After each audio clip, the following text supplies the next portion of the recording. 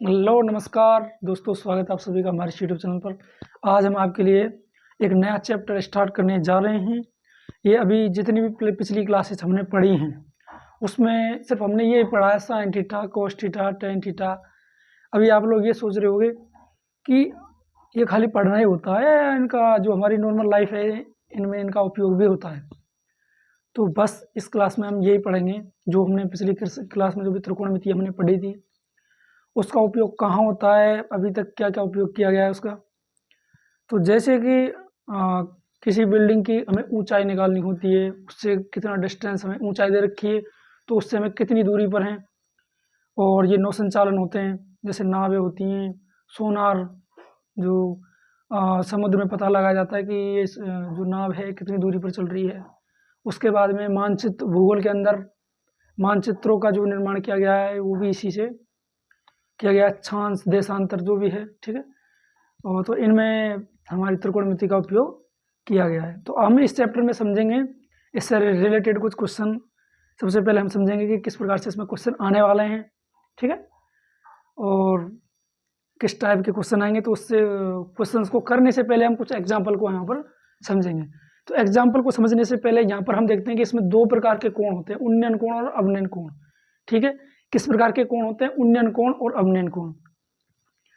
जैसे कि हमारे सामने कोई बिल्डिंग है, उसके सामने कोई झंडा लगा हुआ है, अगर हम उसके नज़दीक खड़े हैं तो हम देखेंगे उसको ऐसे ऊपर ऊपर झक करके ऐसे देखते हैं। लेकिन जैसे उस बिल्डिंग से हम दूर चले जाते हैं तो हम उसको इस प्रकार से ही देख पाएंगे, ठीक है। जितनी दूरी पर जाते हैं उसको मतलब हमें सर ऊपर नहीं करना पड़ता, उसके लिए हम डायरेक्ट उसको देख सकते हैं। लेकिन जैसे उसके बिल्कुल नज़दीक चले जाते हैं तो हमें इतना भी देखना पड़ जाता है कि हमारी सर की टोपी नीचे गिर जाए।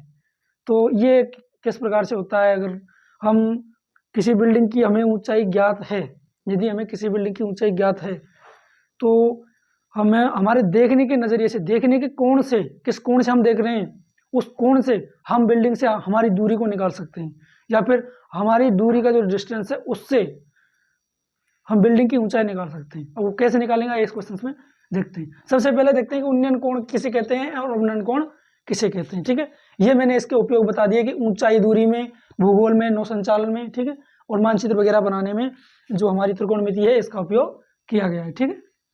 अभी हम देखते हैं उन्नयन कोण और अवनयन कोण क्या होता है। देखिए ये कोई बिल्डिंग है हमारे सामने, ये कोई बिल्डिंग है हमारे सामने, इसके ऊपर क्या झंडा लगा हुआ है, ठीक है। ये क्या लगा हुआ है? झंडा। यहाँ पर बिंदु पर कोई आदमी खड़ा हुआ है, ठीक है। अभी यहाँ से इस झंडे को देख रहा है, ठीक है, यहाँ से इस झंडे को देख रहा है, ठीक है, यहाँ से इस झंडे को ये देख रहा है, झंडे के ऊपरी सिरे को, ठीक है। और ये यहाँ से इसकी क्या है, ये दूरी है, जो भी दूरी है इस दूरी के बारे में हम बाद में पढ़ेंगे। सबसे पहले हम देखते हैं कि उन्नयन कोण और अवनयन कोण क्या होता है। तो देखिए नीचे से जो बंदा यहाँ से ऊपर की ओर देख रहा है तो ये तो होता है उन्नयन कोण, उन्नयन कोण, ठीक है, ये तो होता है उन्नयन कोण जो नीचे से ऊपर की तरफ देखता है। और यहाँ से जो नीचे की तरफ बनता है इस प्रकार से, यहाँ से ये वाला कोण बनेगा अवनमन कोण, ठीक है, अवनमन कोण, ठीक है, ये वाला कोण बनेगा अवनमन कोण। तो उन्नयन कोण क्या होगा? नीचे से ऊपर की तरफ देखता है और ऊपर से नीचे की तरफ, इस प्रकार से ये अवनमन कोण बन जाएगा। जैसे कि ये कोई छत है, यहाँ पर कोई व्यक्ति खड़ा है और ये नीचे खड़ा है कोई, तो जैसे ये ऊपर की ओर देखता है तो इसकी आंखों से बनेगा उन्नयन कोण, ठीक है, और ये उसकी आंखों से बनेगा क्या? अवनमन कोण, ठीक है, अवनमन कोण। समझ आ गया? तो उन्नयन कोण क्या होता है, अवनमन कोण क्या होता है, ये मैंने आपको समझा दिया। अच्छा, इनका उपयोग कैसे होगा? उन्नयन कोण, अवनमन कोण की क्या जरूरत पड़ रही है, ठीक है, त्रिकोणमिति का क्या जरूरत पड़ रही है इसमें, तो आइए हम देखते हैं। यहाँ पर देखिए यदि बिल्डिंग की हाइट हमारे सामने दे रखी है तो बिल्डिंग की इस जगह से और ये व्यक्ति कहाँ पर खड़ा है इस दूरी को हम निकाल सकते हैं, ठीक है। यदि हाइट हमारे सामने दे रखी है तो हम इन दोनों के बीच की दूरी हम निकाल सकते हैं। किस प्रकार से? उन्नयन कोण से, अवनमन कोण से। किसकी सहायता से? त्रिकोणमिति की सहायता से, ठीक है। इन दोनों की दूरी यदि हमारे पास दे रखी है तो इसकी हाइट निकाल सकते हैं, इनकी हाइट दे रखी है तो इनकी दूरी हम निकाल सकते हैं। आइए कुछ एग्जाम्पल्स इसमें करते हैं। जो भी रिलेटेड क्वेश्चन है हम अगली वीडियो में करेंगे, पहले हम समझेंगे किस प्रकार के क्वेश्चन इसमें आने वाले हैं, ठीक है।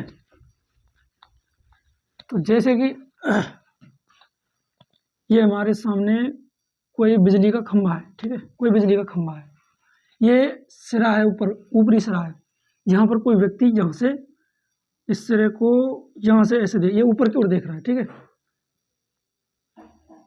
और इसकी जो पिलर की हाइट है ये कितनी है, 50 मीटर है, ठीक है। कितनी है, 50 मीटर है। इस पिलर की हाइट कितनी है, 50 मीटर।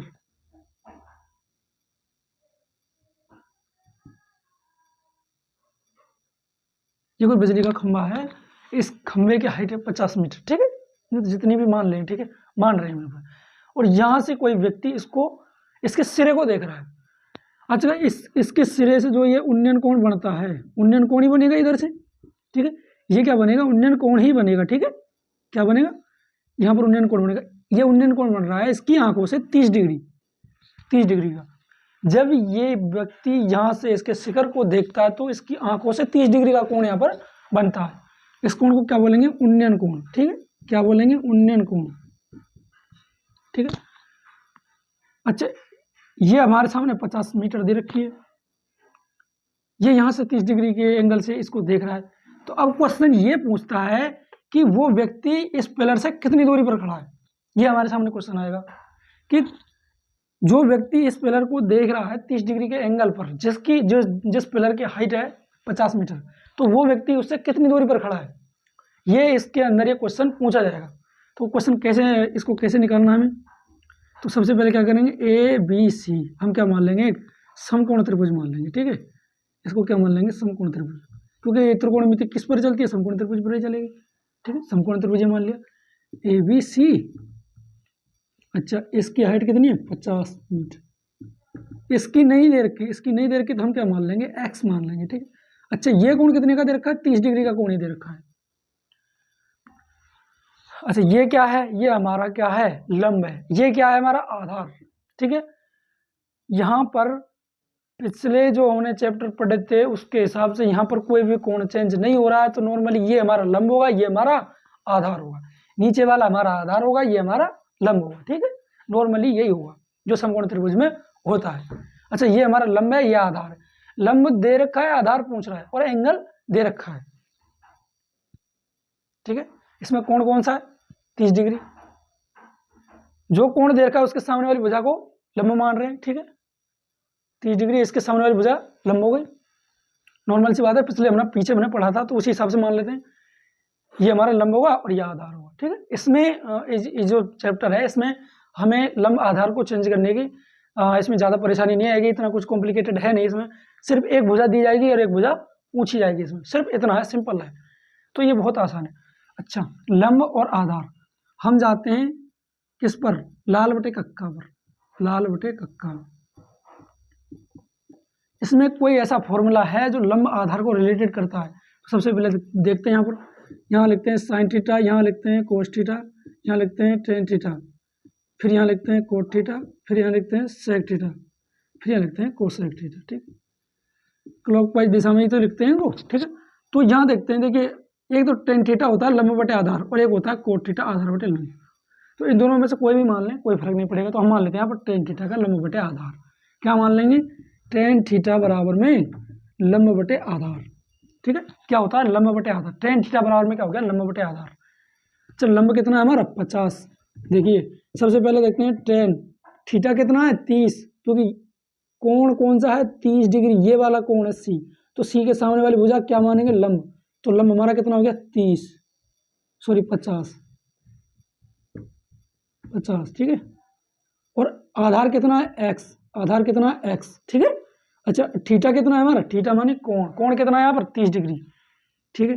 क्या इतना आपको समझ में आ गया, ये आपके सामने क्वेश्चन है, कोई ज़्यादा कॉम्प्लिकेटेड नहीं है। एक तरीके से इसमें सिर्फ वही समकोण त्रिभुज बनेगा पूरी प्रश्नावली में, कोई अलग से वो नहीं आएगा, ठीक है।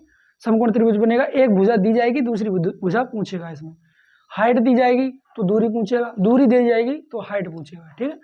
और ज़्यादातर इसमें सिर्फ टेन थीटा का ही हमें फॉर्मूला यूज होगा। इसमें ज़रूरत के हिसाब से साइन थीटा का भी हो सकता है, कोस थीटा का भी हो सकता है, ठीक है।